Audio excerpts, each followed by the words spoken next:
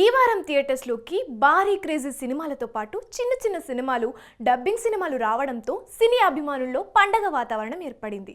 అయితే ప్రధానంగా mass Maharaja Ravi Teja, mister Bachchan, energetic hero Ram double iSmart మధ్య పోటీ ఏర్పడింది.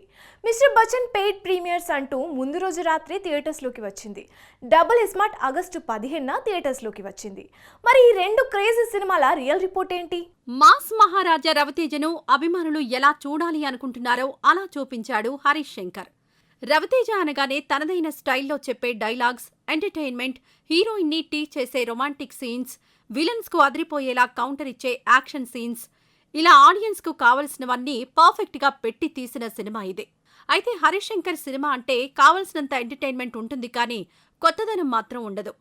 అయితే ఇది రైట్ రీమేక్ కావడం, హరీష్ శంకర్ సినిమా కావడం వలన కొత్తదనం ఆశించడం తప్పే. ఈ సినిమాలో చెప్పుకోవాల్సిన మరో విషయం ఏమిటంటే కథానాయిక భాగ్యశ్రీ బోర్సా పాత్రకు తగ్గట్టుగా నటించి మెప్పించింది. ఇంకా చెప్పాలంటే అదరగొట్టేసింది. భాస్కర భట్ల రాసిన అబ్బచ్చా సాంగ్ అయితే థియేటర్స్లో పూనకాలే అనేట్టుగా ఉంది. ఫస్ట్ హాఫ్ అంతా పర్వాలేదు అనిపిస్తుంది కానీ సెకండ్ హాఫ్కొచ్చేసరికి ఏంట్రా బాబు ఇది అనిపిస్తుంది.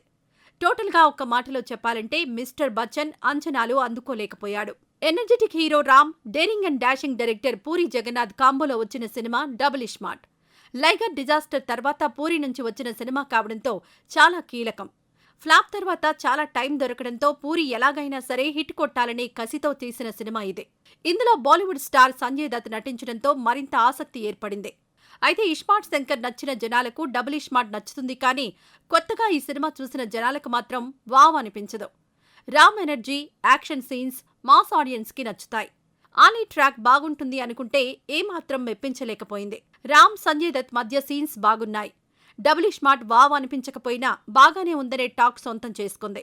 మరి ఈ రెండు సినిమాలు బాక్సాఫీస్ దగ్గర ఏ రేంజ్లో కలెక్ట్ చేస్తాయో చూడాలి.